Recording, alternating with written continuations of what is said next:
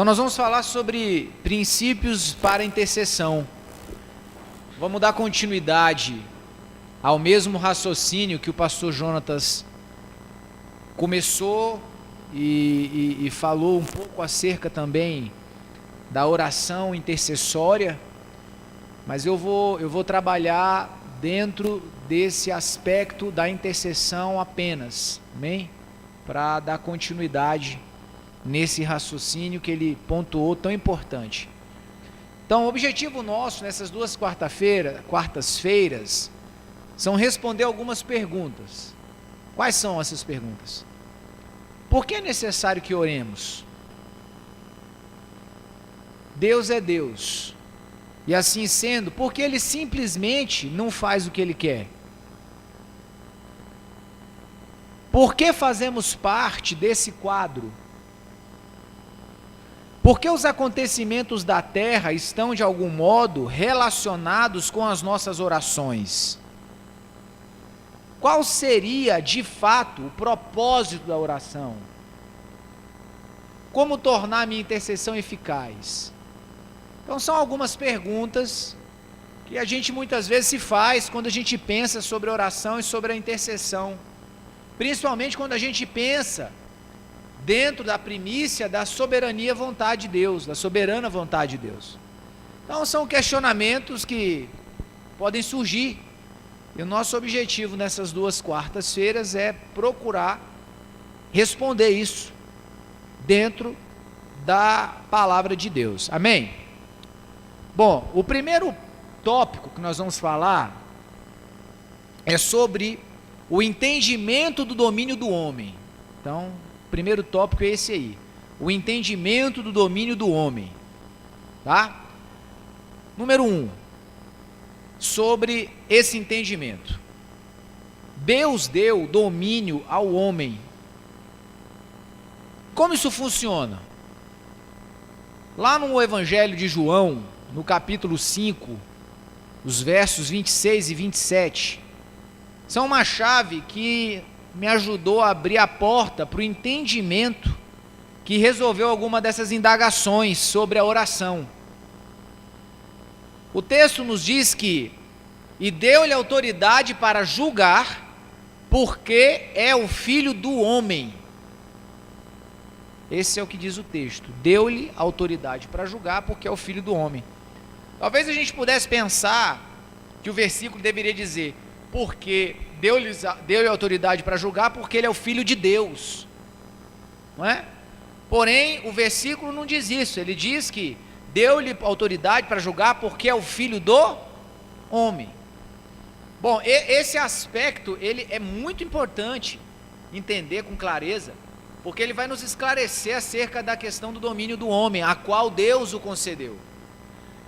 No livro do Gênesis, no capítulo de número 1, no verso de número 26, nós temos algo interessante que diz assim, ó: e disse Deus, façamos o homem à nossa imagem, conforme a nossa semelhança, e domine ele sobre os peixes do mar, sobre as aves do céu, sobre os animais domésticos e sobre toda a terra, e sobre todo réptil que se arrasta sobre a terra.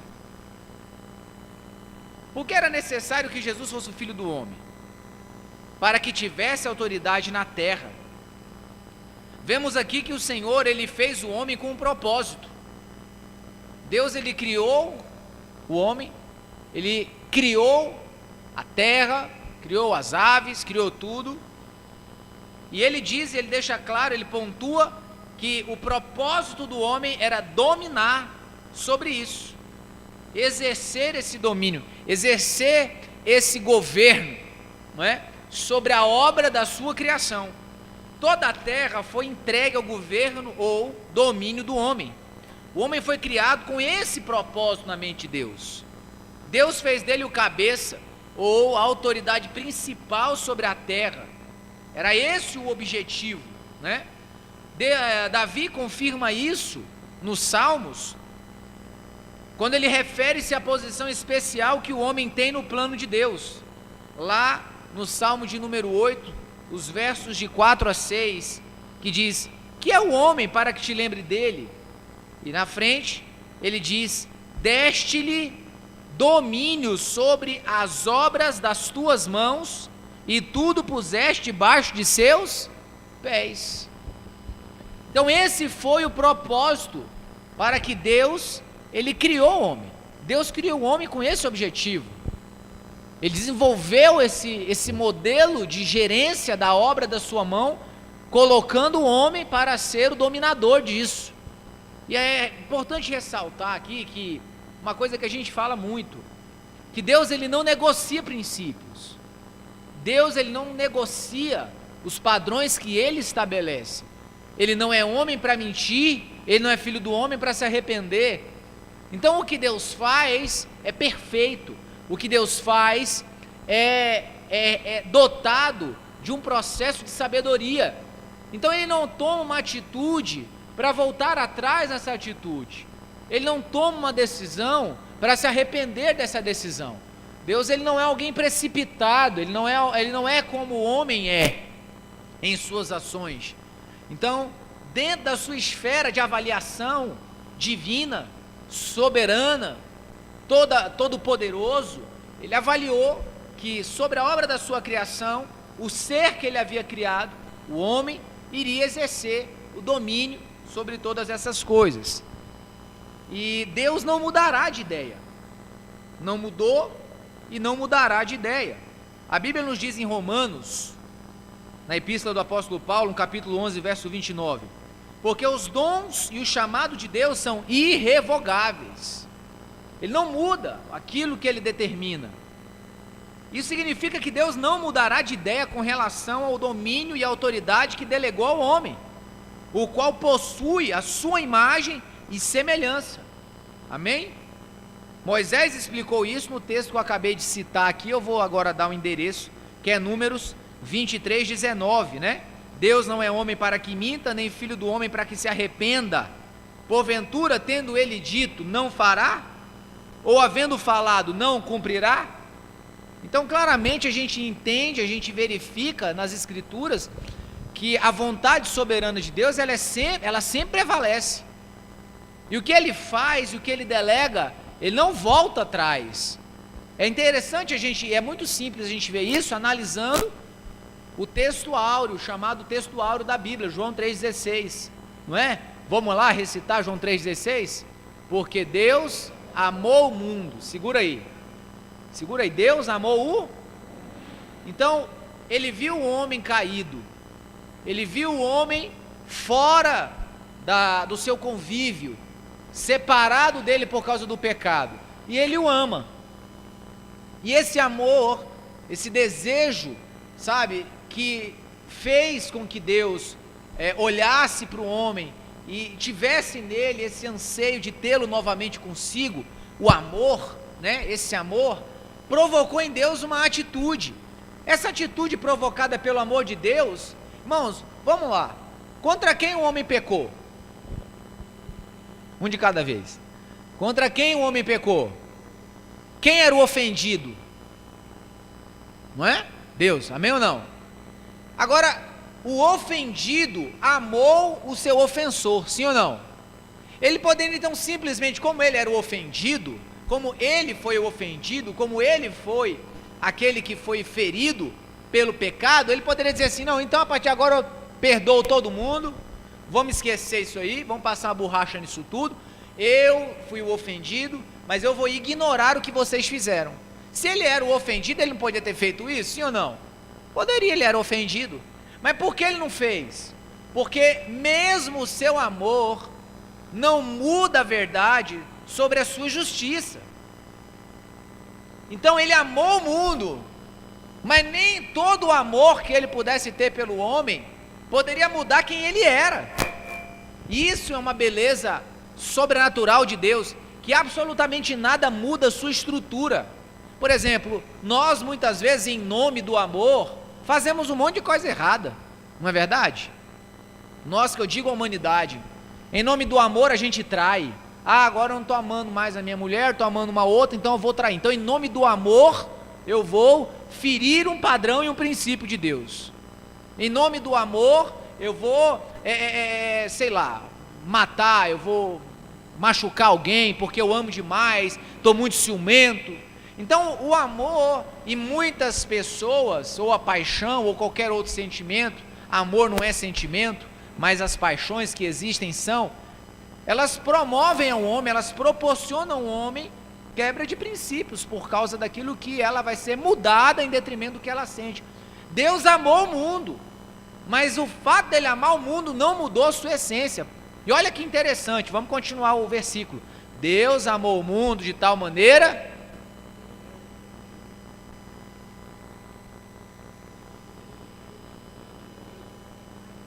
Então olha que interessante, Deus amou o mundo de tal maneira que Ele desejou fazer com que esse homem caído fosse novamente reinserido na sua família. E o que Ele faz então? Ele ignora o seu pecado? Não, Ele resolve pagar a conta.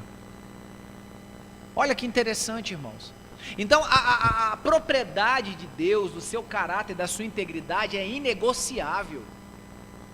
Deus, Ele é extremamente justo, não é? Em todo o seu ser, ao passo dele mesmo pagar o preço do pecado pelo homem, para justificá-lo perante ele mesmo. Então Ele envia Jesus, o Filho dele, para morrer por nós, para pagar o preço diante dele mesmo. Então, é importante a gente compreender como esse Deus do qual nós somos criados e do qual nós nos relacionamos, como Ele é um ser perfeito, como Ele é um ser irretocável. Não há absolutamente nada que possa ser, que possa macular a integridade de Deus, não é? E a gente vê isso mais uma vez sendo provado. E tudo isso eu estou dizendo para você, para te provar, para mostrar para você que aquilo que Ele delega, aquilo que Ele define, aquilo que Ele institui, assim será, por força da sua vontade. Então a questão é a seguinte: quando Deus criou o homem e deu-lhe autoridade e domínio sobre toda a terra, foi um compromisso de honra que Ele assumiu, por todo o tempo e eternidade. Ele não mudará de ideia. O seu propósito para o homem, desde o início, permanecerá eternamente.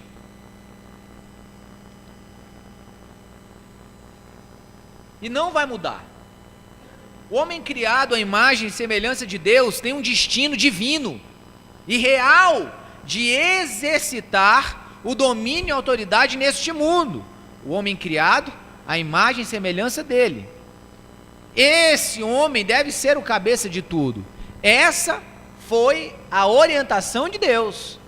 Essa foi a instituição feita por Ele. Amém? Assim Ele decidiu fazer. E só é assim por força da sua vontade. Não é por mérito do homem, não é por capacidade do homem, mas por vontade soberana de Deus. Ele quis fazer dessa forma, porque Ele é Deus. Sim ou não? Segundo ponto agora. O primeiro ponto que nós falamos é sobre Deus deu o domínio. Deus deu domínio ao homem. O segundo, o homem perdeu o domínio para Satanás. Bom, nós conhecemos a história. Dentro do entendimento do domínio do homem. Esse é o tópico central. Aí o primeiro ponto é esse: Deus deu domínio ao homem. O segundo ponto agora, dentro desse tópico, o homem perdeu o domínio para Satanás. Bom, nós conhecemos a história. Adão pecou, e por causa disso a morte passou para todos os homens. Satanás passou a governar, tornando-se o canal para o domínio da morte. O diabo usou desse domínio para intimidar e dominar a humanidade, forçar submissão à sua vontade. Então nós entendemos, conhecemos o processo. A tentação de Jesus provou o domínio de Satanás. É importante a gente entender que quando o Espírito conduz Jesus ao deserto para ser tentado, aquela tentação ela é real. As coisas as quais Satanás ofereceu para Jesus ali, ele tinha autoridade para oferecer. Porque senão aquela tentação não seria real. E se a tentação não fosse real, o sacrifício seria invalidado. Quantos estão entendendo, irmãos? Então o diabo tentou Jesus dizendo-lhe que ele poderia dominar e reinar sobre a terra, independente da cruz. Porque o cetro de domínio estava na mão de Satanás. quando Adão e Eva pecaram, esse cetro caiu das suas mãos e Satanás o tomou. E quando ele o faz, ele passa a reinar. Novamente, o transportou o diabo ao monte muito alto e mostrou-lhe todos os reinos do mundo e a glória deles, e disse-lhe: tudo isso te darei se prostrado me adorares. Mateus 4, versos 8 e 9. Então essa tentação foi real. De fato, Satanás, ele poderia oferecer isso a Jesus, governar debaixo da sua submissão, debaixo da autoridade do próprio Satanás, sem precisar da cruz, sem precisar reaver esse cetro de justiça, esse cetro de governo. Bom, a questão é a seguinte: o diabo tinha de fato autoridade para fazer uma oferta sim, porque o domínio era dele, era uma oferta válida e uma tentação verdadeira. Terceiro ponto: Jesus comprou de volta o domínio do homem. O homem decaiu do seu chamado e o cetro do domínio caiu nas mãos de Satanás. Satanás o reteve até a vinda de Cristo. Cristo redimiu, recuperou aquilo que o homem havia entregue a Satanás. E ele fez isso vindo a este mundo como o Filho do Homem. Vamos abrir a Bíblia aí em Hebreus. Abre sua Bíblia aí. Hebreus, capítulo de número 2. Vou mostrar uma coisa para vocês aqui. Hebreus 2, verso 14. Portanto, visto que os filhos participam da carne e do sangue, também ele participou das mesmas coisas, para que pela morte aniquilasse o que tinha o império da morte, isso é, o diabo, e livrasse a todos os que com medo da morte estavam por toda a vida sujeitos à escravidão. Pois na verdade, ele não socorre os anjos, mas sim a descendência de Abraão. Então, ele participou das mesmas coisas para que pela morte aniquilasse o que tinha o império da morte. Filho do homem. Então, mais uma vez eu pergunto, por que filho do homem? Porque Jesus Cristo veio como homem. Por que ele não veio como filho de Deus? A resposta é de grande importância, porque se relaciona diretamente com o propósito da oração. Deus não viola a sua vontade. Deus não força a sua vontade na área de autoridade do homem, nosso mundo, e não viola o domínio que ele deu ao homem. Ele criou o homem para dominar e governar na terra. Portanto, o que Deus se propôs a fazer precisa ser feito. Ele não viola a sua própria vontade, ele não exerce autoridade num domínio dado a outrem. Deus não vai entrar na esfera terrena do homem, sem que esse o tenha convidado através da oração. Homens e mulheres cristãos têm toda uma responsabilidade neste mundo, que Deus não assumirá, um domínio que ele não violará. Ele não pode e nem violará esse princípio de autoridade delegada. O Pai deu poder, deu ao Filho autoridade, porque ele é o Filho do homem. Então era necessário que Jesus, como homem, novamente passasse por um processo ao qual lhe concederia a devolução do governo, para restaurar aqueles que foram redimidos por ele, a autoridade nessa terra, outrora perdida, outrora vivenciada pelo inimigo. Jesus recuperou o domínio do homem. Jesus Cristo, portanto, veio como filho do homem para que, como homem, ele pudesse triunfar totalmente sobre Satanás. Ele triunfou sobre as tentações de Satanás e provou sua vitória sobre a morte pela sua ressurreição. A sua vitória como filho do homem recuperou para todos os homens aqueles que estão dispostos a assumirem a imagem e semelhança de Deus, o domínio que havia sido perdido no Jardim do Éden através do pecado. Então ele fez isso para restaurar essa autoridade, para fazer sentido a nossa oração.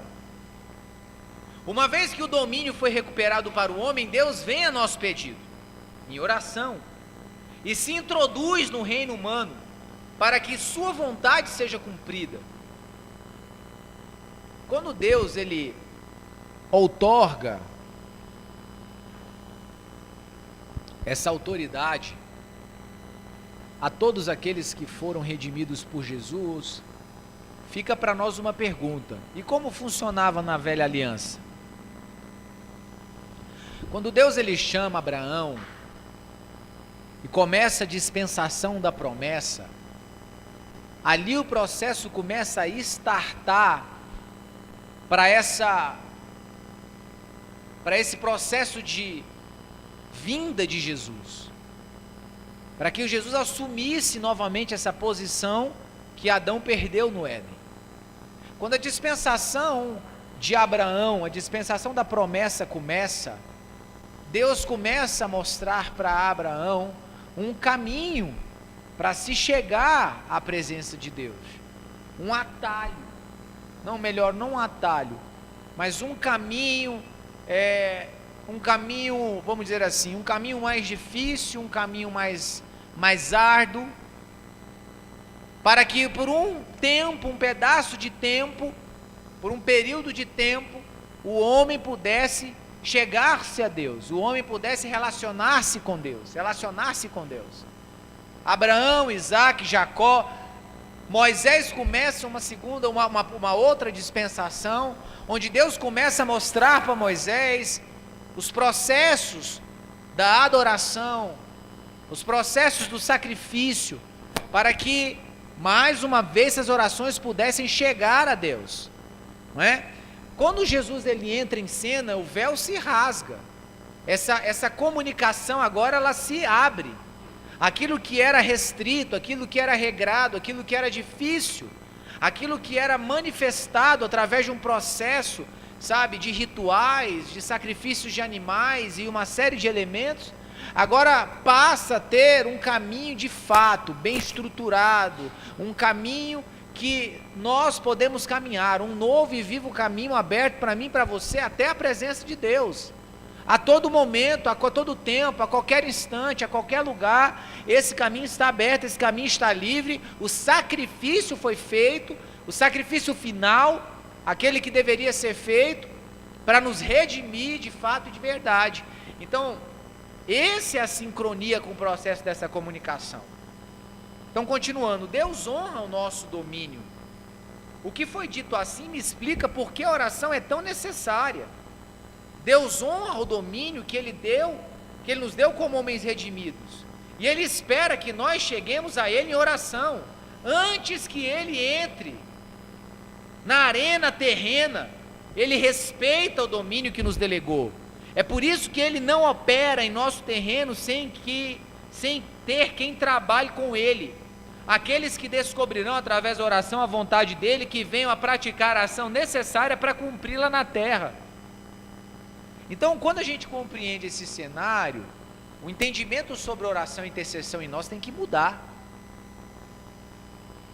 Quando a gente compreende que Deus, Ele colocou todas as coisas no seu devido lugar, mas como falamos anteriormente, os princípios dele Ele não mudou. Então tudo continua funcionando como antes. Deus devolveu o domínio ao homem por meio de Jesus, através do que Jesus fez na cruz, e hoje eu e você fomos novamente recolocados nesse lugar, para exercer a vontade do Senhor. E agora nós vamos para o próximo tópico, que é de fato aqui no que se tange a intercessão, que é onde eu queria chegar. Eu precisei fazer essa introdução, para entendermos acerca dessa questão do domínio do homem, para ficar nítido a relevância da intercessão. Bom, intercessão é oração que flui de um relacionamento e comunhão com o nosso Pai Celestial, das nossas conversas com Ele. Nesse processo descobrimos a sua vontade, À medida que temos comunhão com Deus, passamos a descobrir o que Ele quer, a sua vontade. É interessante que a carta do apóstolo Paulo, 1 Coríntios capítulo 3, verso 9, nos fala que nós somos chamados para ser colaboradores com Deus. A intercessão significa pedirmos ou convidarmos Deus a executar o que descobrimos que Ele quer fazer na terra. Eu vou repetir isso. Intercessão significa pedirmos ou convidarmos Deus a executar o que descobrimos que Ele quer fazer na terra, para assim nos tornarmos esses colaboradores. A epístola de 1 João, capítulo 5, verso 14, nos fala que se pedimos qualquer coisa de acordo com a sua vontade, Ele nos ouve.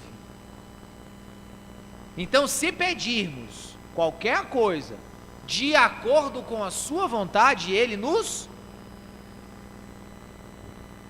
Qual é a sincronia entre a soberania de Deus e a responsabilidade do homem? Há mais de 2 versículos no Evangelho de João, no capítulo 5, que trazem um lindo equilíbrio entre pedir o que você quer e pedir de acordo com a vontade de Deus. E são coisas distintas. Vocês se lembram que Jesus disse em João 5,27: o Pai deu ao Filho autoridade, porque Ele é o Filho do homem. Contudo, no verso 30, Jesus diz assim: eu não posso de mim mesmo fazer nenhuma coisa. A autoridade lhe foi dada porque Ele é o Filho do homem, contudo, por si mesmo, Ele não pode fazer nada. Em seguida, Jesus diz assim: julgo somente quando a voz do Pai vem para mim, e o meu julgamento é justo, pois não busco a minha própria vontade, mas a vontade do Pai que me enviou. É a segunda parte do verso 30. Olha que interessante. Eu julgo, o Pai está dizendo, eu dei a Ele autoridade, porque Ele é o Filho do homem. E Ele diz assim: eu só julgo quando eu ouço a voz do Pai. O meu julgamento é justo, pois não busco a minha vontade, mas eu busco a vontade daquele que me enviou. Percebe? Ele sempre recorre e se submete à vontade do Pai. O Pai, no entanto, depende dele para ser a pessoa através da qual a sua vontade é feita na terra. O Pai, de maneira nenhuma, se sobreporia à obra voluntária do seu Filho. Entenda que Jesus, no Getsemane, ele vai orar, e a oração dele, que nós conhecemos, famosa: Senhor, se for possível, passa de mim esse.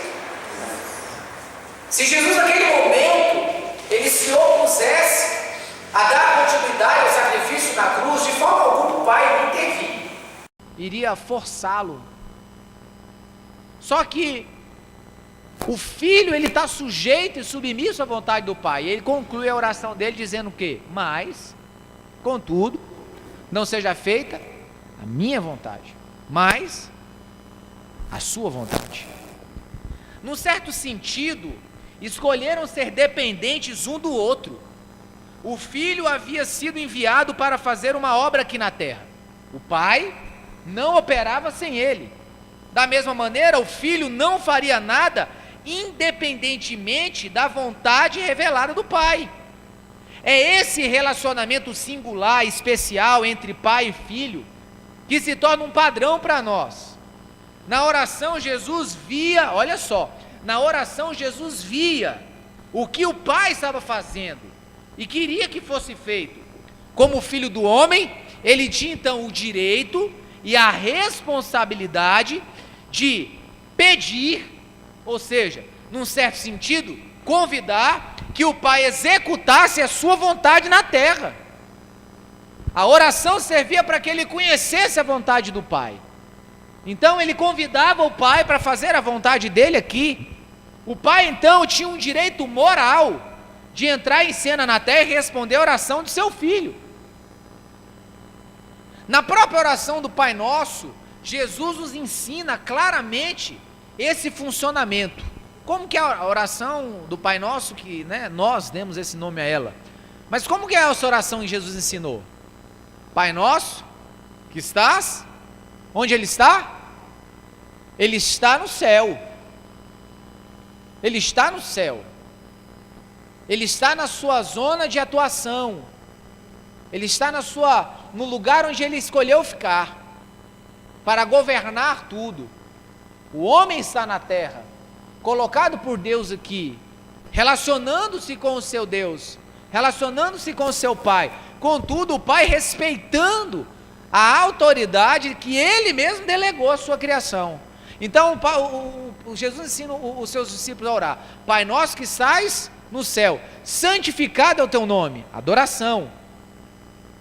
Santificado é o teu nome. Então ele começa: venha. Jesus ensina os seus discípulos a convidar o Pai a fazer a sua vontade. Venha o teu reino. Fala de sistema de governo. Jesus estava ensinando os seus discípulos a orarem a Deus para que Ele estabelecesse o seu governo, a forma de governo. Todos aqui lembram das aulas que nós ministramos sobre governo, sobre o reino, não é? Esse processo de reino que começa a ser estabelecido em nós, dentro de nós, e se efetivará no milênio, não é? Então Jesus ensinava os seus discípulos: venha o teu, seja feita a tua vontade, convidando: Senhor, faz a sua vontade. Queremos conhecer a sua vontade, queremos convidar, faz a sua vontade. E qual é o padrão? Assim na terra. Não é o contrário. Não é seja no céu como é na terra. Não, o padrão é o céu. O padrão é o lugar onde Deus reina. O padrão é esse ambiente que Deus criou, da onde Satanás, anteriormente Lúcifer, foi expulso. O padrão é esse lugar. Então ele diz que seja na terra como é no céu, estabelecendo esse contato. Amém ou não amém? A oração, portanto, envolve o conhecimento a Deus e a sua vontade, e isso requer que humildemente, fielmente, lhe peçamos que Ele produza o seu propósito aqui na terra, como Jesus ensinou na oração. O mundo é a nossa esfera, o nosso domínio, o nosso lugar de responsabilidade e a autoridade que Deus nos outorgou. Portanto, Deus espera pelas nossas orações antes de agir por nós, em nossas circunstâncias e atividades terrenas. Quando exercemos o nosso direito de orarmos e intercedermos, Deus tem o direito de entrar em cena para revelar o seu propósito e poder. A oração significa trazermos Deus em cena, de uma maneira responsável. Contudo, Ele não virá sem um convite.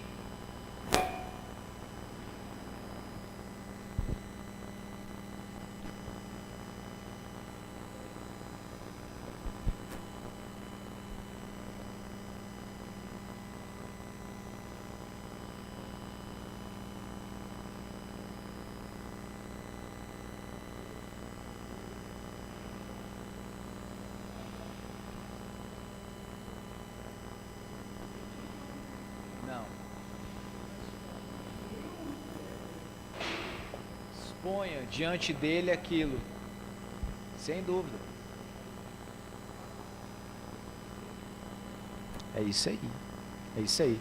Mauro está citando um exemplo de Davi, em momento de oração a Deus, sobre batalha, e onde ele fala que Deus entendeu a oração dele, né?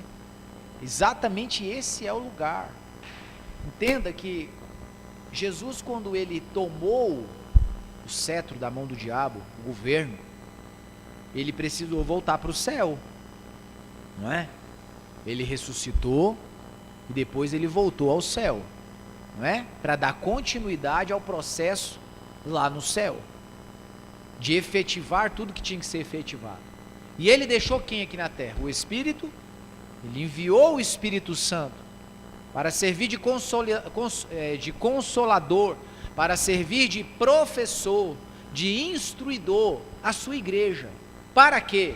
Para que essa igreja, agora dotada da autoridade que ele concedeu, porque assim ele disse, não falou assim? Eis que me foi dado toda a autoridade no céu e na terra, e ele concedeu essa autoridade à igreja, para que em nome dele nós orássemos ao Pai, não é assim? Então quando nós oramos em nome de Jesus, eu estou me voltando àquele que reconquistou a autoridade, e me outorgou essa autoridade, para exercer esse ministério do qual ele nos confiou como igreja, aqui na terra, como embaixadores do seu reino, e em nome dele podemos chegar ao Pai, e trazer a direção do Pai, convidar o Pai para agir na terra, orientados pelo Espírito Santo, conduzidos pela verdade da palavra, liberarmos essa palavra para que Deus faça a vontade dele acontecer. Então esse é o mecanismo. Agora, não adianta eu simplesmente orar o que me der na cabeça, não é? Vamos ligar as coisas aqui, vamos sair ligando, desligando, né? Foi dado o poder, o que ligares na terra será desligado no céu, o que desligares na terra será desligado no céu, não é? Essa palavra que Deus liberou a igreja, que Jesus liberou a igreja, aí quer dizer que agora a gente pode sair ligando, desligando tudo, não é? Quer dizer que então, por exemplo, se a Bíblia nos diz, onde estiverem 2 ou 3 e concordarem ali, estiverem com concordância ali sobre algo, Jesus estaria no meio deles, sim ou não? Não é? Bom, então vamos aqui, nós estamos aqui em um grande número, então a gente poderia então concordar, ligar na terra aqui para ser ligado no céu. Vamos ligar na terra que a partir de agora todo homem pode ter 3 esposas. Isso vai dar certo? Por que não vai dar certo? Nós estamos ligando, nós somos igreja. Por que a gente não pode ligar isso? Porque estão fora dos princípios de Deus. O que eu pedir que estiver de acordo com a sua vontade, ele vai fazer.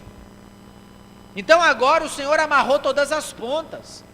Jesus tomou o cetro, o governo, ele voltou para o céu, deixou o cetro na mão da igreja, enviou o Espírito Santo e falou: a autoridade é minha, eu conquistei, agora eu vou delegar ela para vocês, como igreja, como meus representantes, como embaixadores do meu reino. Vocês vão apregoar as boas novas e vão orar em meu nome o Pai, e o que vocês orarem a meu Pai no meu nome, ele vai dar. Agora, é debaixo dos meus princípios. O diabo não vem querer dar uma desperta de novo. Agora é debaixo das minhas regras. Então quando eu me alinho a minha oração à vontade de Deus, eu conecto o cano. Vou dar um exemplo aqui bem interessante. Estava lá montando a parte hidráulica da minha casa, a conexão do cano da caixa d'água para a rua, né? Eu fiz toda a conexão de canos da minha caixa d'água até o muro, até aquele padrãozinho, né? Coloquei o caninho bonitinho lá. Só que aí eu liguei meu registro e não saiu água. Por que não? Porque não adianta, se a Caesb não for lá e conectar o cano da rua, que vem da rua, lá no relógio. Então não adianta eu estar com tudo pronto na minha vida, a oração aqui fluindo, se eu não estiver conectado ao rio da vida, não vai fluir nada. Então por que muitas orações que a gente faz, elas não acontecem? Porque o que nós estamos colocando diante de Deus, não está testificando com a vontade dEle para nós. E o problema é que nós, quando entramos em processo de intercessão, a gente age com muita imaturidade muitas vezes. Exemplo, uma pessoa nos procura e fala assim: pastor, ou irmão, fulano de tal, interceda por mim, eu estou com uma causa complicada, sei lá, eu estou com um problema na justiça, eu estou com alguém enfermo, eu estou com uma situação no meu lar, e eu preciso que você ore para que Deus entre lá e para me vencer minha causa na justiça, ou para mim poder sarar dessa enfermidade, ou para que esse problema na minha casa seja resolvido. Aí nós envolvemos o nosso coração humano na causa. Eu me compadeço daquela dor, eu me compadeço daquela situação, eu me compadeço daquele problema e envolvo o coração humano. Só que, e se aquela situação que aquela pessoa está vivendo foi Deus que a colocou para ensinar alguma lição? Vai adiantar eu orar? Vai adiantar eu interceder? Vai adiantar eu clamar? Ou, muito pelo contrário, eu vou estar fazendo oração contrária à vontade de Deus. Pastor, mas quer dizer que Deus pode desejar que alguém esteja em uma situação de limitações, de privações, até que ela possa aprender alguma situação? É claro que sim. Isso acontece e muito. Paulo teve que ficar cego durante alguns dias, até que chegasse o momento dele voltar a ver. Jonas foi parar dentro da barriga do peixe, porque ele estava em desobediência quanto à vontade de Deus. Então, a minha intercessão, ela deve fluir, eu vou voltar lá para o início da minha mensagem, ela tem que fluir de um processo de relacionamento, antes de entrar numa causa, antes de entrar numa guerra, antes de entrar num processo, eu tenho que ouvir Deus. Deus, o que o Senhor quer que eu ore? Sobre o que o Senhor quer que eu interceda? Será que é a sua vontade, Deus, que está acontecendo naquela casa, aquela pessoa não entendeu? Ao invés de eu orar para que o problema se resolva, eu devo orar para aquela pessoa ter discernimento. Como estão entendendo, irmãos? Deixa eu mostrar uma coisa para vocês aqui. Carta do apóstolo Paulo aos Efésios, capítulo 2. Capítulo 1, perdão. Verso 16, capítulo 1, verso 16. Não cesso de dar graças a Deus por vós, lembrando-me de vós nas minhas orações, para que o Deus de nosso Senhor Jesus Cristo, o Pai da glória, vos dê em seu conhecimento, olha aí o que Paulo está orando, o espírito de sabedoria e de revelação. Oro também para que sejam iluminados os olhos do vosso entendimento, para que saibais qual seja a esperança da sua vocação e as riquezas da glória na herança nos santos, e qual a suprema grandeza do seu poder para conosco. Então olha a oração de Paulo por aqueles irmãos. Paulo não está orando para que aqueles irmãos tenham a sua luta amenizada. Paulo não está orando para que aqueles irmãos progridam no processo evangelístico. Paulo não está orando para que aqueles irmãos tenham carro novo, casa nova, emprego melhor, para que as suas causas judiciais fossem resolvidas, para que as suas enfermidades fossem saradas. Paulo está dizendo, eu oro para que vocês tenham sabedoria, o espírito de sabedoria e revelação. Paulo está dizendo, a minha oração é para que vocês tenham revelação, para que se abram os olhos do vosso entendimento, para que vocês possam enxergar, entender, discernir as coisas das quais Deus deseja revelar a vocês. Para quê? Para que vocês entendais a esperança da sua vocação. Quando a Bíblia fala sobre esperança, ela está falando do céu. A esperança da sua vocação, a esperança do seu chamamento, a esperança da sua convocação é o céu. Então ele diz, eu oro para que essa revelação chegue, para que você entenda, para que você espere o céu, para que você entenda que a sua riqueza está na glória, para que você compreenda a grandeza do poder de Deus agindo em vosso favor, mesmo nas lutas, mesmo nas provas, e mesmo na bonança, mesmo na riqueza, em qualquer circunstância. Então, o discernimento claro de alguém que quer interceder, que quer orar, que quer ser eficaz naquilo que Deus chama, é discernir isso aqui. O que Deus quer que eu ore? O que essas pessoas precisam? Deus, elas precisam de revelação, elas precisam de discernimento, elas precisam conhecer a esperança da vocação delas. Paulo não orou para a prova deles passar, Paulo não orou para eles serem menos perseguidos, Paulo não orou para que eles tivessem menos falsos profetas no meio deles, Paulo orou para que eles estivessem prontos, firmes na fé, com o entendimento correto sobre as coisas espirituais. Então, o primeiro passo para me tornar um intercessor eficaz é começar a conhecer a vontade de Deus, para sair daquela fase do Deus abençoa, Deus prospera, Deus faz o milagre, Deus traz cura, Deus tira a dor, Deus faz... Não, irmão, fala para o irmão que está do seu lado, irmão, sai dessa fase, irmão, sai dessa fase aí. Senhor, qual é a sua vontade para a vida do irmão Assis? Senhor, eu vou gastar algumas horas na sua presença, unicamente para o Senhor me dar a direção de como orar pelo irmão Assis. Não é naquilo que ele acha que ele precisa, não é naquilo que ele pensa que ele precisa, não, Senhor, naquilo que o Senhor sabe que ele precisa, porque eu quero orar as orações que estão no seu coração. Eu quero convidar o Senhor para agir na vida do irmão Assis, ou na vida de quem quer que seja, ou na cidade, ou na causa, ou na razão, mas dentro da perspectiva do que o Senhor quer fazer. Eu gosto de brincar quando eu ministro para jovem, eu vou falar isso porque está gravando, né? Pode ter os jovens que escutam, tem uns jovens solteiros aqui também, né? Eu gosto de falar isso quando eu vou orar, quando eu vou falar com o jovem. O jovem muitas vezes está orando para casar, né? Senhor, eu quero casar, né? O meu conselho é, ore em línguas, né? Porque quando você ora em línguas, o seu espírito ora, né? E ele ora as orações que você realmente precisa orar. Então, às vezes, na razão, você está orando, Deus manda, né, o namorado, a namorada, o noivo a me casar. Aí você começa a orar em língua, o espírito começa a falar, manda não, Senhor, manda não.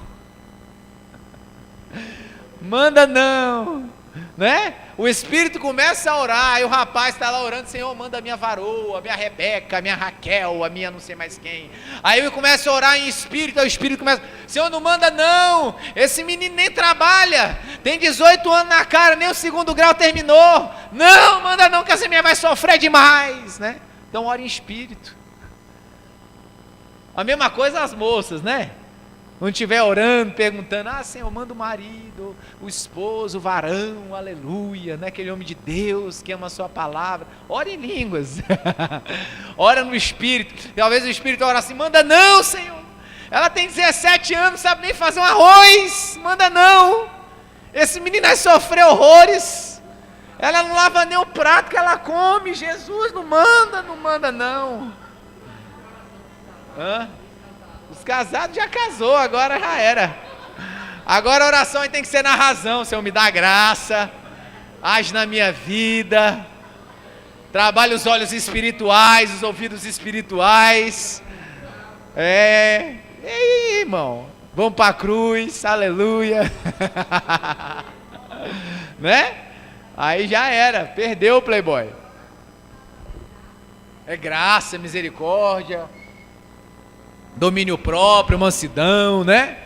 Manda bastante mansidão, não manda força não, senão esgoelo, manda... Entende, irmão? Então a intercessão, ela não pode ser algo voltado ao que o meu coração humano está vendo de necessidade. Talvez a gente olhe para o irmão, tadinho, irmão, desempregado, coitado, né, não consegue emprego, aí a gente se compadece, aí começar a orar, Deus abre porta, trabalha, ajuda, só que lá no céu Deus está vendo a realidade daquela pessoa, quando trabalhava era infiel, reclamava do trabalho, murmurava do salário, não dava dízimo, não dava oferta, aí Deus fechou a porta, e você lá está, ao invés de você cooperar com Deus, você está lutando com Deus. Senhor, por que está assim na vida do irmão? Qual é a sua vontade para a vida dele? Se Deus não te revelar, você intercede, Senhor, faz sua vontade na vida dele. Faz a sua vontade, Jesus. Talvez é o momento que ele tem que passar, o Senhor é soberano. Deus, eu quero aqui convidar o Senhor a fazer a sua vontade na vida daquele irmão. O que o Senhor quer fazer, é isso que tem que acontecer. Todas as coisas cooperam para o bem daqueles que te amam. Se esse irmão te ama, esse desemprego vai colaborar para o bem dele. Se esse irmão te ama, essa enfermidade vai colaborar para o bem dele. Se ele te ama, essa luta vai colaborar para o bem dele. Então o Senhor faz a sua vontade na vida dele. Cumpre o seu desejo, cumpre o seu querer. Faz a sua vontade, não o meu, não o dele, não, mas o seu, Deus. Nós convidamos o Senhor para fazer a sua vontade, como Jesus ensinou.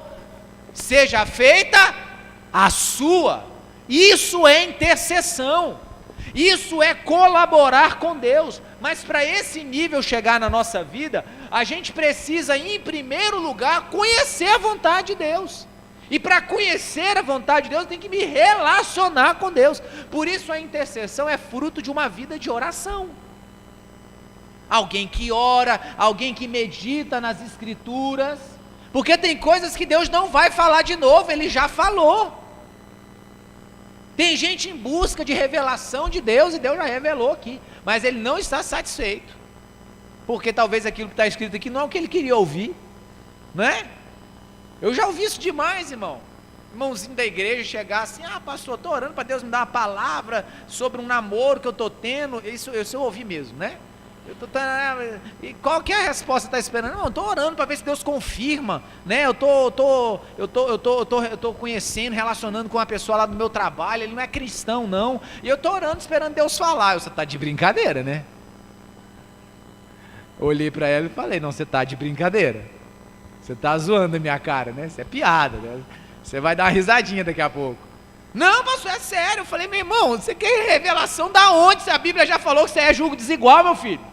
Você está esperando Deus falar o que com você? Olha, meu filho, ignora as Escrituras e faça o que você quer fazer. É isso que você está esperando no vídeo de Deus? Você está de brincadeira, que você está orando esperando resposta, revelação. Você esperando o profeta levantar para você e falar: eis que te digo que esse negócio é de Deus. Ah, fala sério, irmão, né? Amém ou não?